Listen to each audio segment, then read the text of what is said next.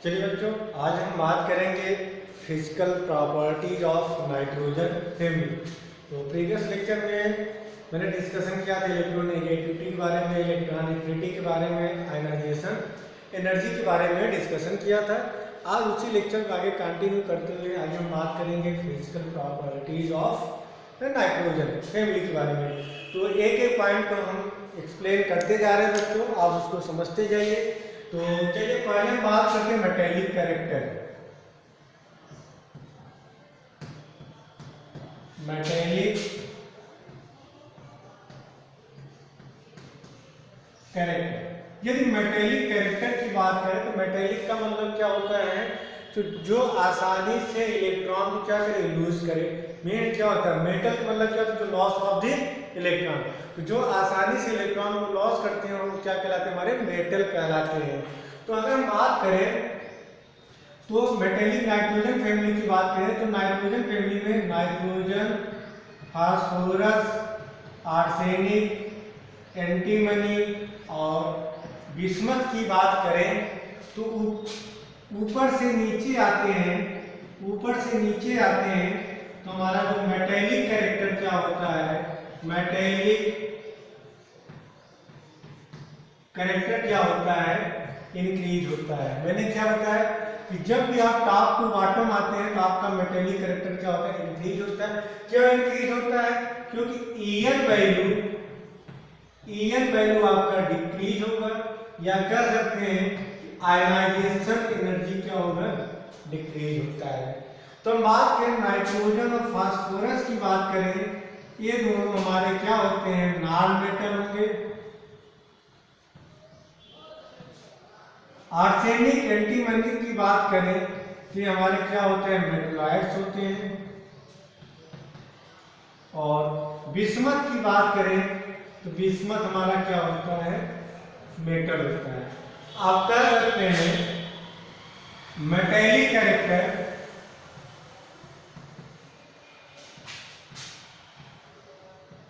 Metallic character inversely proportional to EN value. बात समझ में आ रही है, क्योंकि ऊपर से नीचे आएंगे तो loss of electron, tendency of मतलब इलेक्ट्रॉन देने की टेंडेंसी क्या होगी, इंक्रीज होगी।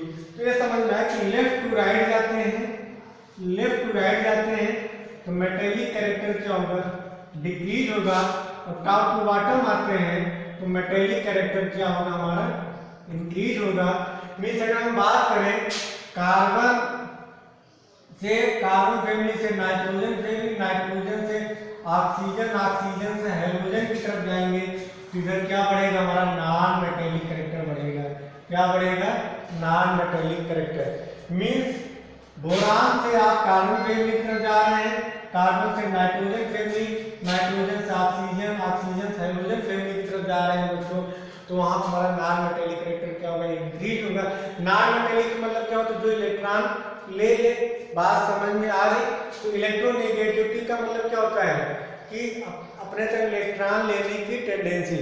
तो अगर हम बात करें तो इसकी ईएन वैल्यू ज्यादा है तो इलेक्ट्रॉन लेगा, इसकी ईएन वैल्यू क्या है, कम है, इलेक्ट्रॉन आसानी से नहीं ले पाएगा। बात समझ में आ रही। तो आप कह सकते हैं कि मेटेलिक कैरेक्टर क्या होगा, inversely proportional to EN value या inversely proportional to ionization energy. Means आप देखेंगे ऊपर से नीचे आते हैं तो आपकी आई वैल्यू क्या होती है, आपका आई वैल्यू क्या होगा, डिक्रीज होगा। जब डिक्रीज होगा तो आपका मेटेलिक कैरेक्टर क्या होगा, इंक्रीज होगा। तो नाइट्रोजन, फास्फोरस ये हमारे नॉन मेटल होते हैं, आर्सेनिक, एंटीमनी हमारा मेटलाइट्स होता है, बिस्मथ हमारा क्या होता है, मेटल होता है। इसको नोट करिए बच्चों।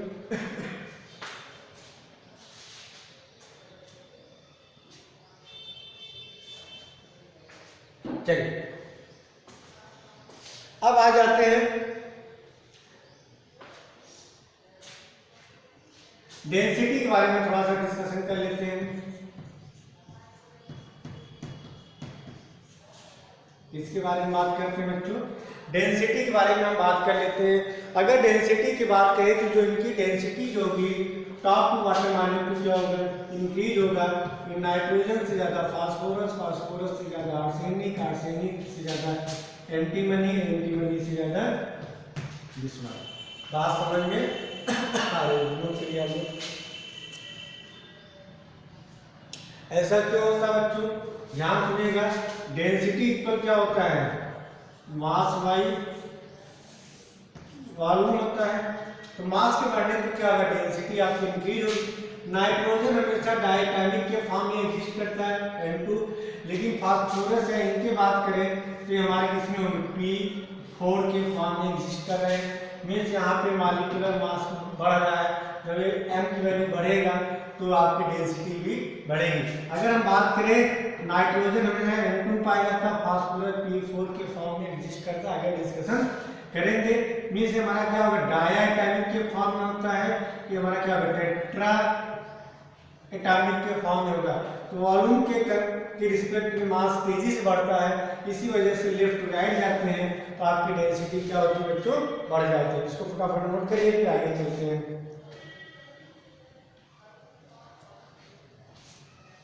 चलिए यहाँ पे चीजें आप लोग नोट कर लिए होंगे। अब बात करते हैं मेल्टिंग पॉइंट और बॉइलिंग पॉइंट के बारे में।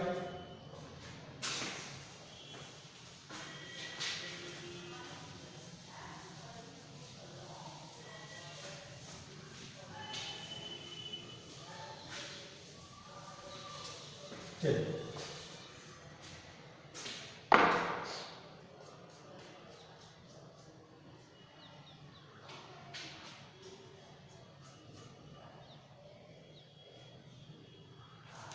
चलिए अब बच्चों में बात कर लेते हैं। सबसे पहले हम बात करते हैं बॉइलिंग पॉइंट के बारे में। बॉइलिंग पॉइंट, तो बॉइलिंग पॉइंट की बात करें, नाइट्रोजन से ज्यादा फास्फोरस, फास्फोरस से ज्यादा आर्सेनिक, आर्सेनिक से ज्यादा एंटीमनी, और एंटीमनी से ज्यादा हमारा बिस्मथ होता है। इसका रीजन क्या है कि जैसे जैसे आप टॉप टू बॉटम जा रहे हैं, आपका एटॉमिक मास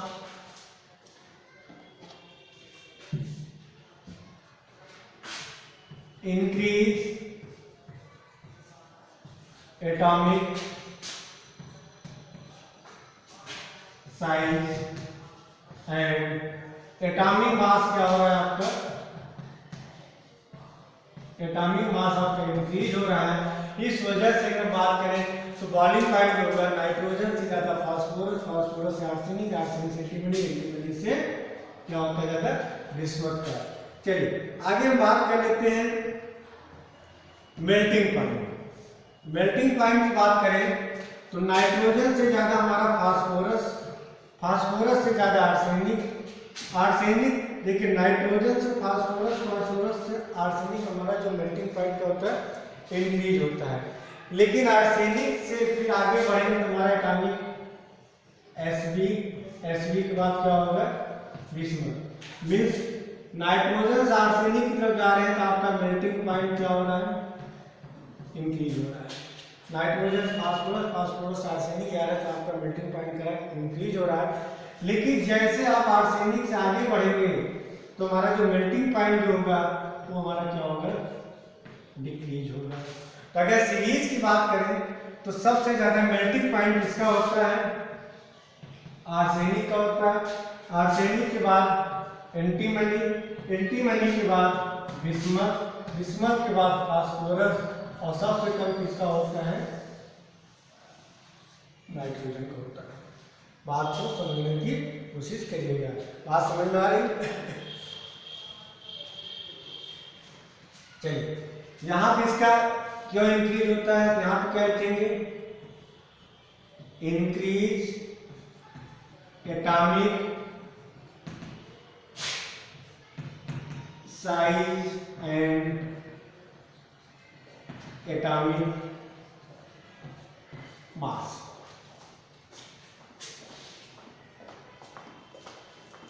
अब यहां पे क्यों बढ़ता है, इसका रीजन नोट करिए। 3 covalent bond in instead of 5 covalent bond due to inner pair effect. अब थोड़ा समझने की कोशिश करना बच्चों। पहले बात करते हैं बॉइलिंग पॉइंट की बात करें तो बॉइलिंग पॉइंट क्या होता है, नाइट्रोजन से फास्फोरस, फास्फोरस से आर्सेनिक, आर्सेनिक से एंटीमनी, एंटीमनी से बिस्मथ, आपका बॉइलिंग पॉइंट इंक्रीज हो रहा है। लेकिन यदि मेल्टिंग पॉइंट की बात करें, मेल्टिंग पॉइंट की अगर हम बात करें तो नाइट्रोजन से फास्फोरस और फास्फोरस से आर्सेनिक आपका मेल्टिंग पॉइंट बढ़ रहा है। रीजन क्या है, increase atomic size and atomic mass. भाई एटॉमिक साइज और एटॉमिक मास के बढ़ने पर आपका मेल्टिंग पॉइंट बढ़ेगा। लेकिन जैसे आर्सेनिक का एंटीमनी और बिस्मथ होना चाहिए, लेकिन ऐसा नहीं होता। नाइट्रोजन से फास्फोरस, फास्फोरस से आर्सेनिक, आर्सेनिक के बाद आपका मेल्टिंग पॉइंट क्या होता है, कम होना शुरू हो जाता है। इसके पीछे की रीजन क्या है, यहाँ पे देखिए जो आर्सेनिक का एंटीमनी और बिस्मथ की बात करें बच्चों, अभी आगे बात करेंगे, तो यहाँ पे लिखा है कि 3 कोवैलेंट बॉन्ड, ये हमारे क्या बनाते हैं, 3 कोवैलेंट बॉन्ड बनाते हैं।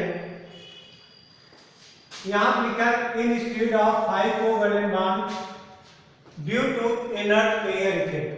आगे हम बात करें इनर्ट पेयर इफेक्ट का मतलब क्या होता है कि जब हमारा NS2 orbital does not take part in the bond formation. Means अगर हम बात करें एंटीमनी और बिस्मथ की बात करें, ये हमारे क्या बनाएंगे, 3 कोवैलेंट बॉन्ड। मतलब नॉर्मली जैसे बात करें BiCl3 बनाते हैं, मींस यहाँ पे कोवैलेंट बॉन्ड कितने बन रहे हैं, 3 बन रहे हैं। लेकिन जैसे बात करें BiClF5 का फॉर्मेशन नहीं करता, क्यों नहीं करता, आगे हम रीजन बताएंगे। लेकिन अगर नाइट्रोजन, फास्फोरस, आर्सेनिक की बात करें, ये हमारे 5 कोवैलेंट बॉन्ड बनाते हैं।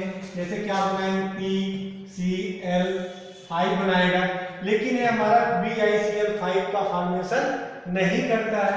मींस 5 कोवैलेंट बॉन्ड बना रहा है, तो मींस यहाँ पे आपका क्या होगा, मास ज्यादा होगा। मास ज्यादा होने के मतलब मेल्टिंग पॉइंट भी ज्यादा होगा।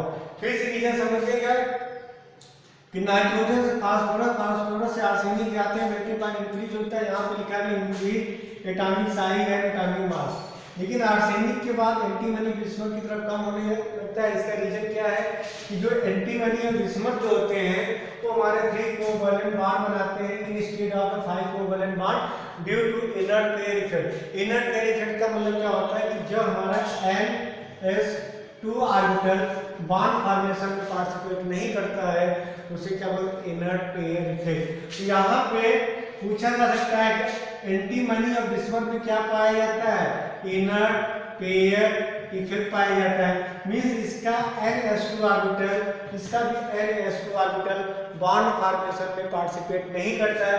रीजन समझना, जैसे यहाँ पे N, अगर नाइट्रोजन फैमिली की बात करें तो इसका इलेक्ट्रॉनिक कॉन्फ़िगरेशन क्या होगा, NS2 NP3, यही होता है NS2 NP3। मींस S में कितने इलेक्ट्रॉन होंगे बच्चों, यहाँ पे S में 2 इलेक्ट्रॉन होंगे, और P में कितने ऑर्बिटल होते हैं, P में 3 ऑर्बिटल होंगे, 1 2 3। बात समझ में आ रही है। तो ये इनर्ट पेयर इफेक्ट का मतलब क्या होता है कि जब S वाला इलेक्ट्रॉन बॉन्ड फॉर्मेशन में पार्टिसिपेट न करे तो सिर्फ 3 अनपेयर्ड इलेक्ट्रॉन है, कितने बॉन्ड बनाएंगे, 3 बॉन्ड बनाएंगे। बात समझ में आ रही। तो बात करें यहाँ पे एंटीमनी बिस्मथ में NS2 ऑर्बिटल जो होता है बॉन्ड फॉर्मेशन में पार्टिसिपेट नहीं करेगा, तो उसे कौन सा करता है, NP3 ही करता है। इसलिए नॉर्मली बात करें बनते हैं रेयर केस में, नॉर्मली जो हमारे जो होते हैं वो क्या बनाते हैं, BiCl3 का फॉर्मेशन करते हैं। लेकिन ये हमारे क्या बनाते हैं, पेंटा हैलाइड का फॉर्मेशन करते हैं। बात समझ में आ रही। अगर आपसे रीजन पूछेगा तो क्या बताएंगे, 3 मतलब जो आर्सेनिक, एंटीमनी और बिस्मथ जो होते हैं वो हमारे 3 कोवैलेंट बॉन्ड बनाते हैं, 5 कोवैलेंट बॉन्ड नहीं बनाते। रीजन क्या है, due to inert pair effect. Inert pair effect का मतलब क्या होता है कि NS2 orbital does not take part in the bond formation. बात समझ में आ रही है बच्चों, इसको नोट करिए, फिर आगे हम चलते हैं।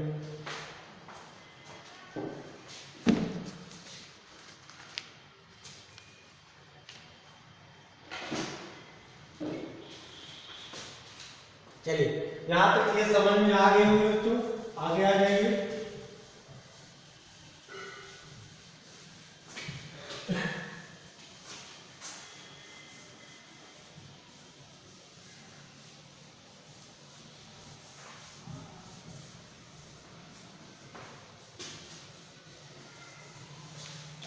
चलिए अगली बात करें एलोट्रॉपी।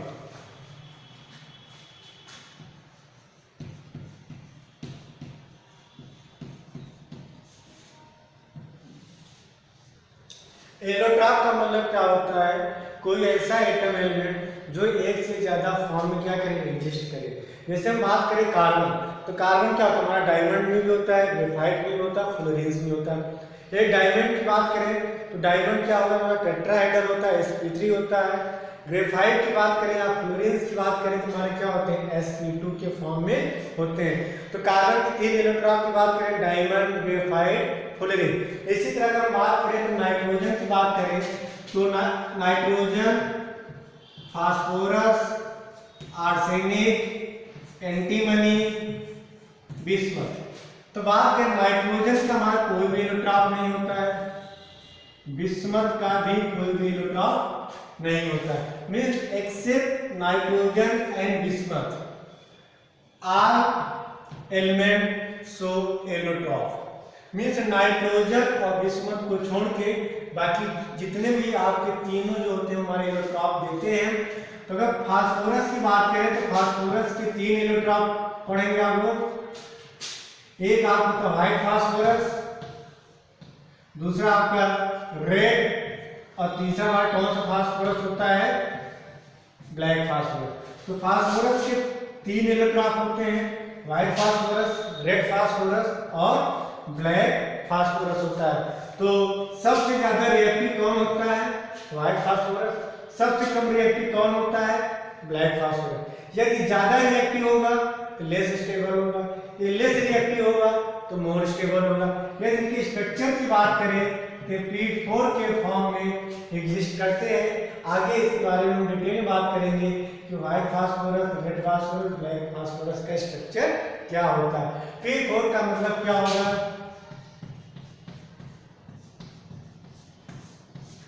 इस फॉर्म में एग्जिस्ट करते हैं, इधर भी होगा, इधर भी होगा, सारी चीजें बाद में एक्सप्लेन करेंगे। अगर आर्सेनिक और एंटीमनी की बात करें तो इसके 2 होते हैं इलेक्ट्रॉन, एक है आपका एलो, दूसरा हमारा क्या होता है, ग्रे, जो कि आपको इसके बारे में नहीं पढ़ना है। सिर्फ आपको फास्फोरस में व्हाइट, रेड और ब्लैक फास्फोरस में थोड़ी सी आपको जानकारी होनी चाहिए। तो चलिए पॉइंट नोट करिए, फिर आगे हम चलते हैं।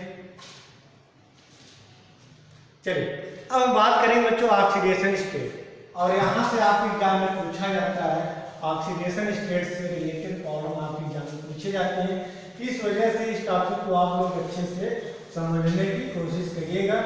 और 11th में आपको 2 रूल्स बताए थे, एक फजांस रूल, दूसरा लैटिस एनर्जी के बारे में मैंने उसमें डिटेल में डिस्कशन किया था।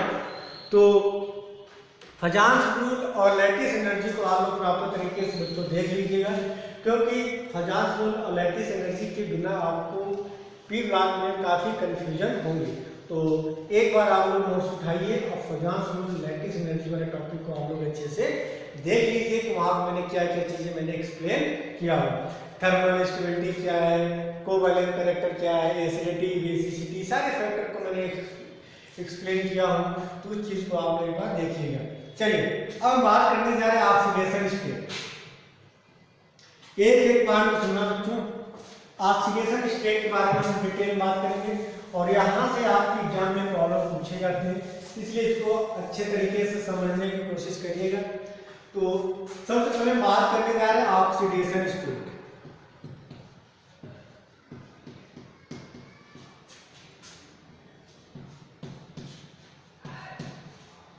यदि हम बात करें तो नाइट्रोजन फैमिली है वो 2 टाइप का ऑक्सीडेशन स्टेट देते हैं। एक आपको अगर नेगेटिव ऑक्सीडेशन स्टेट, और दूसरा हमारा क्या होता है, positive oxidation state. Negative oxidation की बात करें नेगेटिव में हमारा कौन सा देगा, -3 देगा। अब बात करें तो -3 में सबसे ज्यादा स्टेबल कौन होगा, nitrogen, phosphorus, arsenic, antimony, bismuth. Negative का मतलब क्या होता है कि जो अगर आगे डिटेल बात करेंगे, पॉजिटिव ऑक्सीडेशन स्टेट की बात करें तो यहाँ पे 2 मिलेंगे, एक +3 होगा और दूसरा +5। यदि +3 की बात करें तो इनकी स्टेबिलिटी की बात करें तो होगा nitrogen, phosphorus, arsenic, antimony, bismuth. और +5 की बात करें तो nitrogen, phosphorus, arsenic, antimony, bismuth. पहले अपने पॉइंट को समझने की कोशिश करना बच्चों। तो नेगेटिव ऑक्सीडेशन स्टेट में हमारा कौन सा देगा, -3। तो नाइट्रोजन जो थे हमारे -3 के फॉर्म में भी एग्जिस्ट करते हैं। पॉजिटिव में आप 2 पढ़ेंगे, +3 ऑक्सीडेशन स्टेट, +4। +3 सबसे ज्यादा किसमें होगा, बिस्मथ में, फिर एंटीमनी, आर्सेनिक, फास्फोरस, नाइट्रोजन। +5 का जो सीरीज होगा nitrogen, phosphorus, arsenic, antimony, bismuth. लेकिन नाइट्रोजन जो होता है हमारा +5 के फॉर्म में एग्जिस्ट नहीं करता है। आगे हम बात करेंगे, नाइट्रोजन जो होता है वो हमारा NCl5 का फॉर्मेशन नहीं करता है। क्यों नहीं करता है, रीजन हम बताएंगे। तो +5 की बात करें तो stable phosphorus, arsenic, antimony and bismuth. ये था आपका ग्रामेट्री चीजें, आपको एक चार्ट के थ्रू मैंने एक्सप्लेन किया। अब एक एक करके हम बात करेंगे नेगेटिव ऑक्सीडेशन स्टेट क्या है और पॉजिटिव ऑक्सीडेशन स्टेट क्या है। तो चलिए सबसे पहले बात करते हैं नेगेटिव ऑक्सीडेशन स्टेट।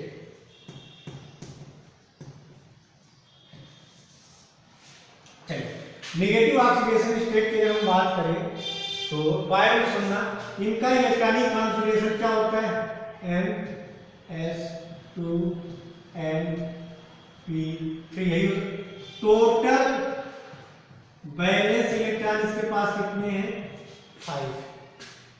मीन्स ये आपका M है, इनके पास टोटल कितने इलेक्ट्रॉन है, 5। बात समझ में आ रही। यदि क्या करें, 3 इलेक्ट्रॉन गेन कर लें, इसमें क्या है M3 माइनस, जब 3 इलेक्ट्रॉन गेन कर लेगा तो इसके पास कितने इलेक्ट्रॉन हो जाएंगे, 8 इलेक्ट्रॉन हो जाएंगे। और कैसा कॉन्फ़िगरेशन हो जाएगा, नोबल गैस कॉन्फ़िगरेशन जैसा स्ट्रक्चर हो जाएगा। और यदि इसके नोबल गैस कॉन्फ़िगरेशन जैसा स्ट्रक्चर हो गया तो हमारा क्या होता है, स्टेबल हो जाता है। क्या हो जाता है, स्टेबल। तो जो नाइट्रोजन फैमिली होते हैं, ऑक्सीडेशन स्टेट की बात करें उस पर कितनी चार्ज है, तो नाइट्रोजन फैमिली की बात करें तो नाइट्रोजन फैमिली के पास बैलेंस इलेक्ट्रॉन में 5 इलेक्ट्रॉन होते हैं। 3 इलेक्ट्रॉन गेन करके क्या बना लेता है, N3 माइनस। बनाते किसके साथ है, ये हमारा -3 ऑक्सीडेशन स्टेट किसके साथ देंगे बच्चों, इलेक्ट्रो पॉजिटिव मेटल। जो इलेक्ट्रोपॉजिटिव मेटल के साथ, इलेक्ट्रोपॉजिटिव मेटल के साथ हमारे जो नाइट्रोजन फैमिली जो होते हैं वो हमारे क्या देते हैं, -3 ऑक्सीडेशन स्टेट देते हैं। यदि हम बात करें कि रिएक्टिविटी की बात करें तो सबसे पहले नाइट्रोजन, फिर फास्फोरस, फिर आर्सेनिक, फिर एंटीमनी, फिर हमारा क्या होगा, बिस्मथ होगा। तो सबसे ज्यादा नेगेटिव ऑक्सीडेशन स्टेट किसका होगा, नाइट्रोजन का होगा। मीन्स क्या होगा, directly proportional to En value. En का मतलब क्या होता है, अपने तरफ इलेक्ट्रॉन अट्रैक्ट करने की टेंडेंसी। तो नाइट्रोजन का En वैल्यू ज्यादा होगा, तेजी से अपने तरफ इलेक्ट्रॉन क्या करेगा, अट्रैक्ट करेगा और इलेक्ट्रॉन ले लेगा, इस पे कैसा चार्ज आ जाएगा, नेगेटिव चार्ज आ जाएगा। बात समझ में आ रही है, बात समझ में आ रही है। अब हम बात करें तो किसके साथ बनाते हैं, इलेक्ट्रोपॉजिटिव मेटल के साथ। जैसे कुछ इसके एग्जांपल ले लेते हैं। इसका एग्जांपल जैसे Ca3N2K3P2। अगला एग्जांपल ले रहे हैं Mg3N2। ये 3 एग्जांपल लिए गए। अगर हम बात करें यहाँ पे नाइट्रोजन ऑक्सीडेशन स्टेट की बात करें तो यहाँ पर देखिए कैल्शियम कैल्शियम मैग्नीशियम हमारे क्या होते हैं, पॉजिटिव होते हैं, एल्कली अर्थ मेटल है। तो मैंने बताया जो नाइट्रोजन फ्लेवरी जो होते हैं वो इलेक्ट्रोपॉजिटिव मेटल के साथ रिएक्ट करके कौन सा ऑक्सीडेशन स्टेट देता है, -3 देता है। जैसे एग्जांपल देखिए Ca3N2 Ca3P2N2 ये ऑक्सीडेशन स्टेट के बारे में बात करेंगे, एक्सप्लेन कर रहे हैं, आप लोग समझ जाएंगे। तो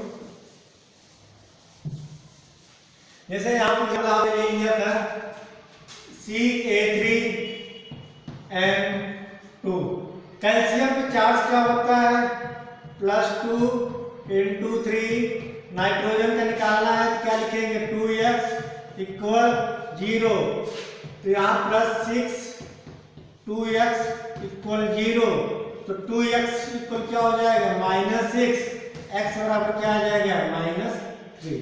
यहाँ पे नाइट्रोजन पे देखेंगे आ रहा है बेटा -3 आ रहा है। सेकेंड एग्जांपल ले लीजिए Ca3P2, कैल्शियम पे क्या होगा +2 × 3, फास्फोरस 2x = 0, तो 2x = क्या हो जाएगा -6, x बराबर क्या आ जाएगा -3, तो फास्फोरस में क्या आ रहा है -3।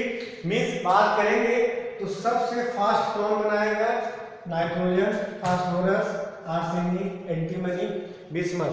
किनके साथ बनाते हैं बच्चों, इलेक्ट्रोपॉजिटिव मेटल के साथ बनाते हैं। इसको नोट करिए, फिर हम आगे चलते हैं।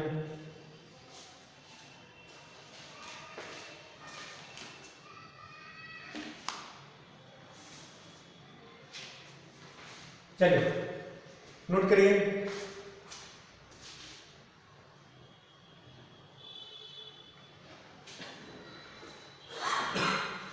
आ जाइए।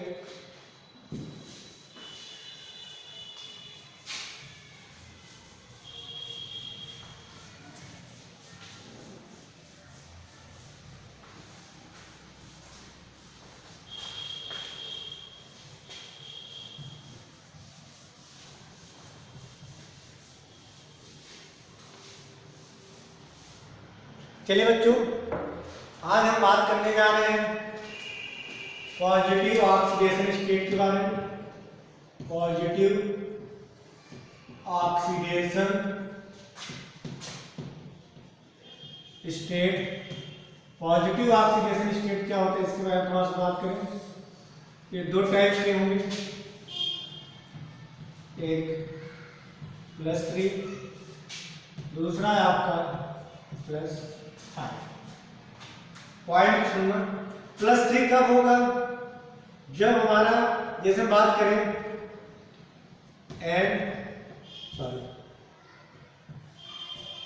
NS2NP3, यहाँ पे भी नोट करिए NS2NP3।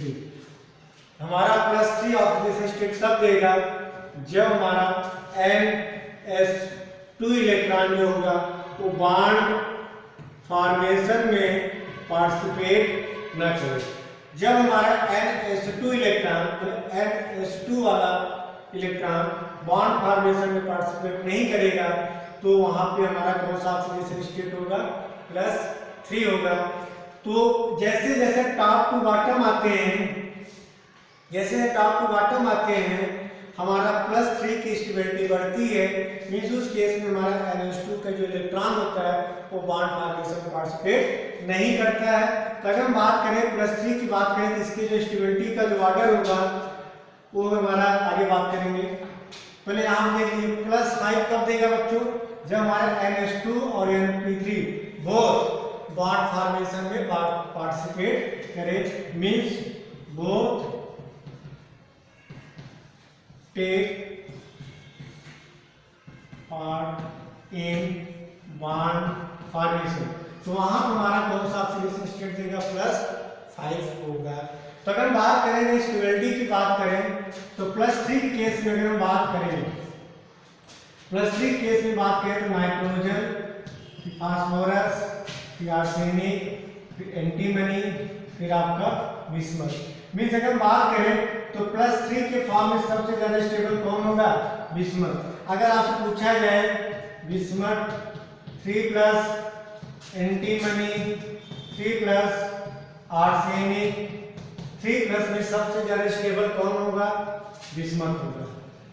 पास में बेसिक आपको कहा जाए BiCl3 Sb Cl3 AsCl3 की बात करें तो सबसे ज्यादा स्टेबल कौन होगा बच्चों? हमारा BiCl3 होगा, फिर SbCl3 होगा, फिर AsCl3 होगा due to inert pair effect. बात समझ में आ रही? यदि +5 की बात करें तो +5 की बात करें तो nitrogen, phosphorus, arsenic, antimony and bismuth. लेकिन नाइट्रोजन की बात करें तो नाइट्रोजन जो होता है हमारा NCl5 पेंटा हैलाइड का फॉर्मेशन नहीं करता है। बात हम नाइट्रोजन जो होता है मैक्सिमम कितनी कोवैलेंसी देता है? +4। तो पॉइंट को नोट करिए, नाइट्रोजन मैक्सिमम कितनी कोवैलेंसी देता है? +4। जैसे इसकी एग्जांपल की बात करें NH4 प्लस NR4 प्लस, तो नाइट्रोजन जो होता है हमारा पेंटा हैलाइड का फॉर्मेशन नहीं करता है। क्यों नहीं करता बच्चों? आगे रीजन बताएंगे। यदि बात करें तो +3 की बात करें तो +3 में सबसे नाइट्रोजन ज्यादा, फास्फोरस, आर्सेनिक, एंटीमनी, बिस्मथ। तो सबसे ज्यादा स्टेबल कौन होगा? बिस्मथ 3 प्लस, फिर आपका एंटीमनी, फिर आपका आर्सेनिक, फिर आपका फास्फोरस, फिर आपका नाइट्रोजन। बात समझ में आ रही है? आगे समझते जाइए बच्चों, एक एक लाइन को समझते जाइएगा। यदि हम बात करें स्टेबिलिटी की बात करें, पूछा जाता है, अगर आपसे पूछा जाए कौन ज्यादा स्टेबल होगा, यहाँ पे एग्जांपल दिया गया है NCl3 PCl3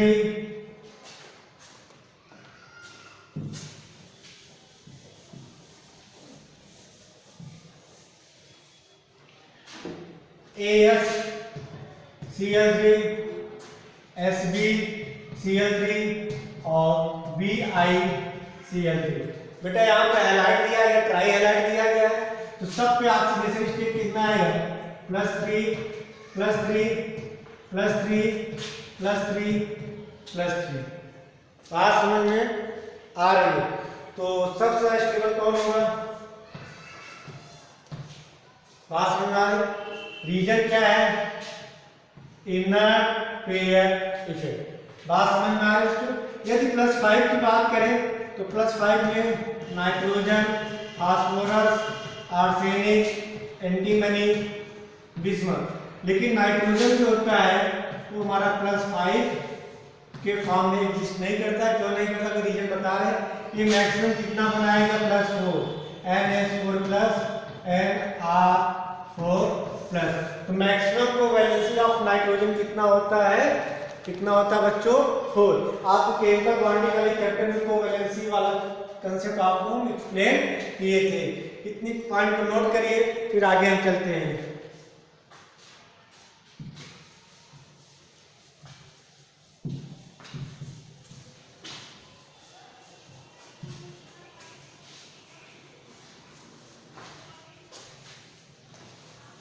चलिए अब यहाँ पे समझना बच्चों, जैसे अगर आपसे कहा जाए PCl5 ACl5 SbCl5 और BiCl5, ये एग्जाम्पल दिए गए हैं। ये हमारा +5, ये है +5, ये है +5, ये है +5। सब कॉन्सेंट्रेशन आपको निकाल लेना है। तो सब जगह स्टेबल कौन होगा? PCl5, arsenic, antimony and BiCl5 होगा। बात समझ में? यदि फास्फोरस की बात करें तो फास्फोरस हमारा +3 और +5 दोनों देते हैं। फास्फोरस जो होगा +3 +5 दोनों देंगे, लेकिन स्टेबल कौन होता है? +5 इज मोर स्टेबल देन +3। एक पॉइंट सुनना बच्चों, अगर आपसे कहा जाए PCl5 और PCl3 में सबसे ज्यादा स्टेबल कौन होगा? रीजन क्या बताएंगे? PCl5। बात समझ में आ रही?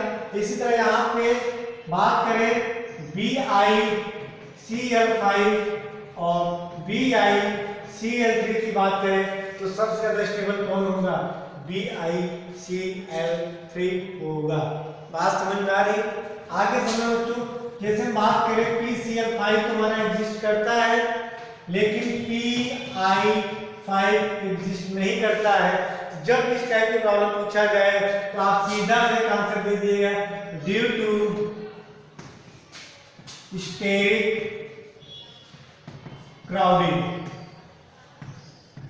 इसके वजह से, स्टेरिक क्राउडिंग की वजह से हमारा PI5 एग्जिस्ट नहीं करता है। एक एक पॉइंट नोट करिए। जब पूछा जाए कि ये हमारा क्यों नहीं एग्जिस्ट करता है, आप रीजन क्या बताएंगे? ड्यू टू स्टेरिक हिंड्रेंस बोल दीजिए या स्टेरिक क्राउडिंग बोल दीजिए।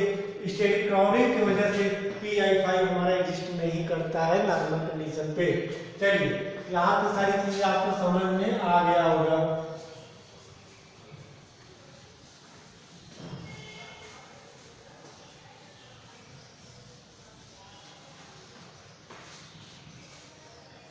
आगे चलिए,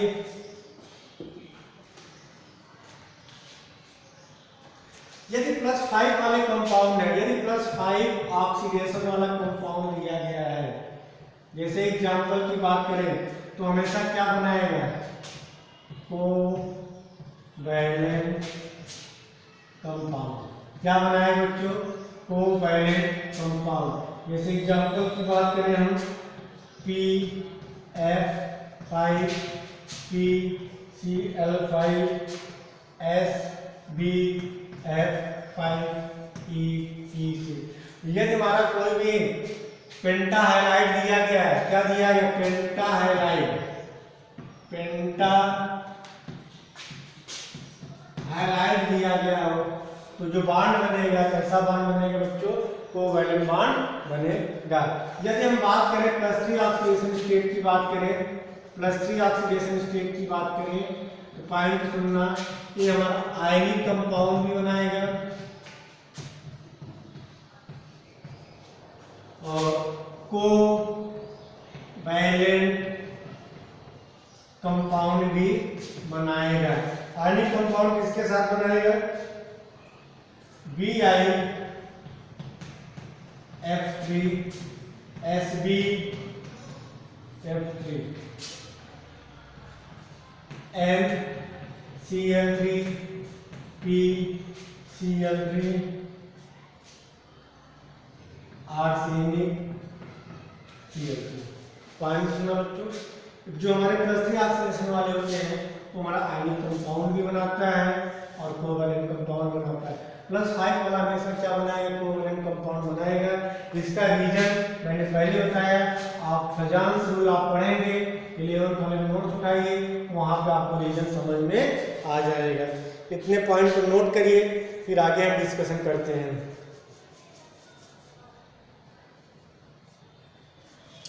नोट करिए।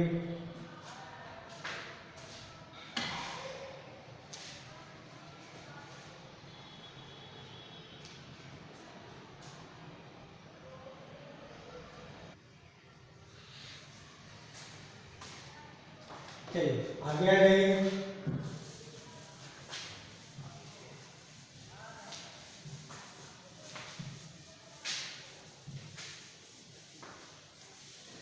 चलिए, अब बच्चों आपसे पूछा जाता है कि PCl5 जो होता है एग्जिस्ट करता है, लेकिन NCl5 एग्जिस्ट नहीं करता है, ऐसा क्यों? तो नोट करिए, PCl5 known but NCl5 is not known. Point सुनना बच्चों, ऐसा क्यों होता है कि PCl5 तो हमारा बनता है, लेकिन NCl5 जो होता है वो हमारा नहीं बनता है। इसके पीछे की रीजन समझना बच्चों। जैसे बात करें यहाँ पे PCl5, तो सबसे पहले फास्फोरस की बात करें तो इसका जो इलेक्ट्रॉनिक कॉन्फ़िगरेशन होता है नियॉन, यहाँ तक 10 हो जाएगा, 3s2 3p3 and 3d0। ये होता है इसका इलेक्ट्रॉनिक कॉन्फ़िगरेशन। बात समझ में आ रही है? मीन्स यहाँ पे देख रहे हैं फास्फोरस के केस में इसका होता है 15 के बाद 10 11 12 13 14 15 मीन्स ये हमारा 3s है।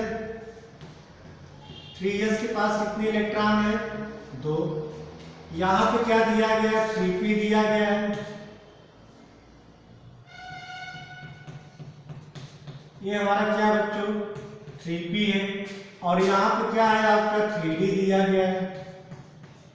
ये आपका 3d। अभी तक कितने अनपेयर्ड इलेक्ट्रॉन है 3। अभी तक नाइट्रोजन फास्फोरस पास कितने अनपेयर्ड इलेक्ट्रॉन है 3। ये 3 अनपेयर्ड इलेक्ट्रॉन कितने बॉन्ड बना सकते हैं 3। तो हमारा फास्फोरस हमारा PCl3 का फॉर्मेशन करता है। क्यों कर रहा है क्योंकि यहाँ पे कौन सा ऑर्बिटल पार्टिसिपेट कर रहा है 3p3। पॉइंट को सुना बच्चों +3 बनाने में से कौन सा ऑर्बिटल पार्टिसिपेट करता है ये हो गया ns2np3। तो यदि आपको PCl3 बनाना है तो फास्फोरस का ऑक्सीजन स्टेट कितना होगा +3 मतलब कितने बॉन्ड बनने हैं 3 बॉन्ड बनने हैं। तो यहाँ पे फास्फोरस के पास कितने अनपेयर्ड इलेक्ट्रॉन है 3 अनपेयर्ड इलेक्ट्रॉन है। मींस यहाँ पे np3 इलेक्ट्रॉन जो है np3 इलेक्ट्रॉन जो है बॉन्ड फॉर्मेशन में पार्टिसिपेट कर रहा है। तो इस केस में फास्फोरस हमारा कौन सा ऑक्सीडेशन स्टेट दे रहा है +3 देगा। लेकिन होता क्या है कि सिर्फ यदि np3 इलेक्ट्रॉन पार्टिसिपेट करेगा तो वहां पे +3 ऑक्सीडेशन स्टेट देता है। लेकिन यदि हमारा ns2 भी पार्टिसिपेट कर जाए तो वहां पे हमारा पेंटा हाइलाइट बनाता है। यदि ग्राउंड स्टेट की बात करें फास्फोरस जो होगा तो हमारा ट्राई हाइलाइट बनाएगा। ग्राउंड स्टेट में क्या बनाएगा ट्राई हाइलाइट बनाएगा। क्यों बनाएगा क्योंकि यहाँ पे np3 इलेक्ट्रॉन जो है बॉन्ड फॉर्मेशन में पार्टिसिपेट कर रहा है। ये हमारा होगा ग्राउंड स्टेट। तो ग्राउंड स्टेट की बात करें तो ग्राउंड स्टेट में nitrogen phosphorus arsenic antimony bismuth ये तीनों ग्राउंड स्टेट की बात करें। नाइट्रोजन क्या बनाएगा N पॉइंट सुनना NCl3 PCl3 AsCl3 HgCl3 BiCl3 means ground state में ns2 electron bond formation participate नहीं कर रहा। सिर्फ 3 अनपेयर्ड इलेक्ट्रॉन है तो 3 ही बॉन्ड फॉर्मेशन में पार्टिसिपेट करेंगे। और सबसे ज्यादा स्टेबल कौन होगा BiCl3 PsBCl3 AsCl3 PCl3 NCl3 बात। लेकिन जैसे आपने एक्साइटेड स्टेट दिया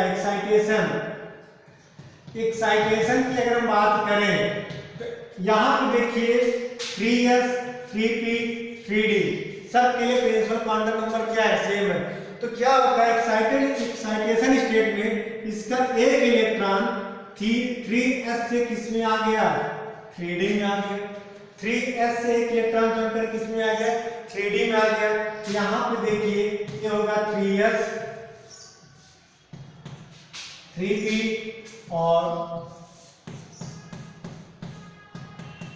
ये आपका 3s ये आपका 3p ये आपका 3d मतलब 1 2 3 4 5। तो यहाँ पे देखिए एक्साइटेशन स्टेट में कितने अनपेयर्ड हो गए 5 अनपेयर्ड इलेक्ट्रॉन हो गए। तो एक्साइटेशन स्टेट में 5 अनपेयर्ड इलेक्ट्रॉन हो गए। तो इस वजह से ये हमारा क्या बना लेगा पेंटा हाइलाइट मींस एक Cl 2 3 4 5 क्लोरीन का 7 होते हैं और एक एक करके शेडिंग करके क्या बना लिया PCl5। रीजन क्या बताएंगे कि P has empty 3d orbital. Excitation state में 3s का एक इलेक्ट्रॉन 3d में आ जाता है और यहाँ पे इसके पास 5 अनपेयर्ड इलेक्ट्रॉन हो जाते हैं। इस वजह से फास्फोरस जो होता है पेंटा हाइलाइट का फॉर्मेशन करता है। बात समझ में आ रही है। यदि बिस्मथ की बात करें नॉर्मली जो बिस्मथ होता है ट्राई हाइलाइट बनाता है। क्यों क्योंकि बिस्मथ केस में इसके पास वैकेंट d ऑर्बिटल तो होता ही है। लेकिन जो इसका ns2 ऑर्बिटल का आपसे पूछा जाए कि कोई ऐसा एग्जांपल दे दिया जाए कि बिस्मथ पेंटा हाइलाइट जिसे आपसे कह दिया जाए कि Br5 क्यों नहीं एग्जिस्ट करता है, आप रीजन बताएंगे। इसका जो NH2 इलेक्ट्रॉन होता है बॉन्ड फॉर्मेशन में पार्टिसिपेट नहीं करता है due to inner pair effect. बात समझ में आ रही है। तो आपसे एक पूछा गया PCl5 जो होता है हमारा एग्जिस्ट करता है क्योंकि इसके पास क्या होता है एक्साइटेशन स्टेट, एक 3s के इलेक्ट्रॉन किसमें आ जाते 3d में 5 अनपेयर्ड इलेक्ट्रॉन हो जाते हैं। तो जितने अनपेयर्ड इलेक्ट्रॉन होंगे हमारे क्या बना लेंगे, बॉन्ड का फॉर्मेशन कर लेते हैं। अब बात करें नाइट्रोजन क्यों नहीं बनाता,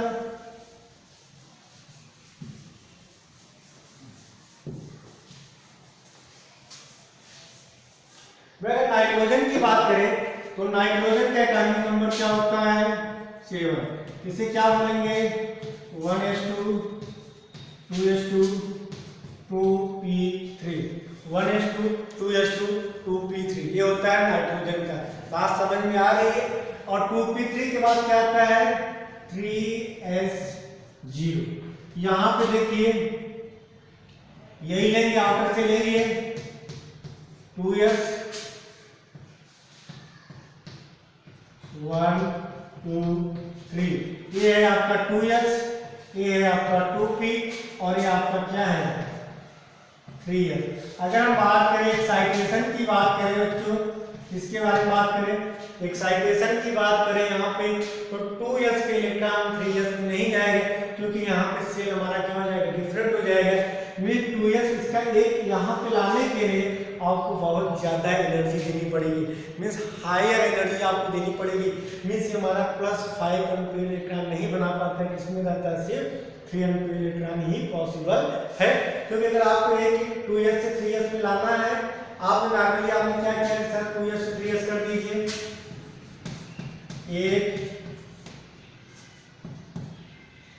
1 2 3, ये है 3s, ये है 2s, ये है 2p, 5 अनपेयर्ड डोनर हो गए।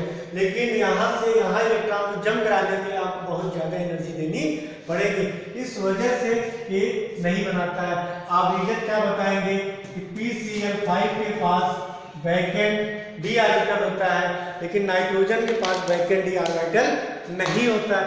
फिर रीजन सुनिएंगे कि PCl5 की बात करें, PCl5 इसलिए एग्जिस्ट करता है क्योंकि इसके पास वैकेंट d ऑर्बिटल होता है।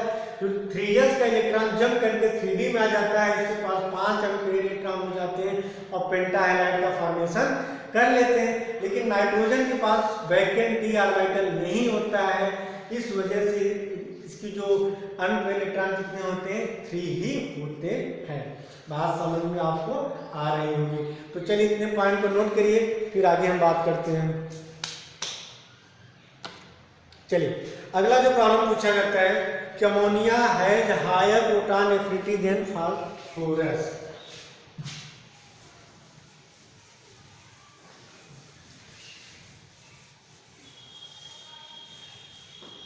चलिए अगला नोट करिए कि अमोनिया है higher proton affinity than phosphine, means NH3 का प्रोटॉन एफिनिटी pH3 से ज़्यादा है।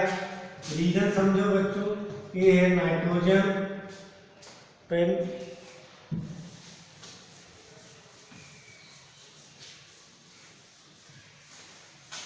चलिए नोट करिए पहले, यहाँ पर नोट करिए NH3, इसके पास लोन पेयर है, ये क्या कहलाएगा Lewis acid.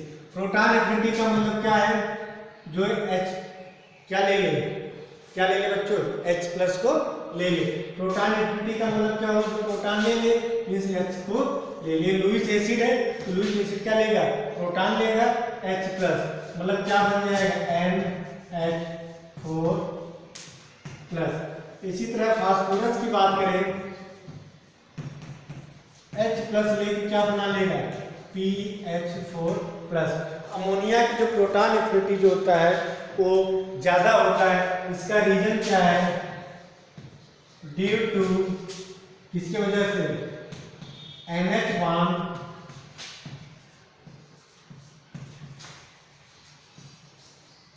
Stronger than pH bond. बात समझ में आ गई। तो ये आपके बच्चों ऑक्सीडेशन स्टेट के बारे में। और आज के लेक्चर कितना ही। कल हम बात करेंगे boiling point, melting point, bond angle and structure के बारे में कल डिटेल में हम बात करेंगे। आज के लेक्चर कितना ही। ओके बच्चों, थैंक यू।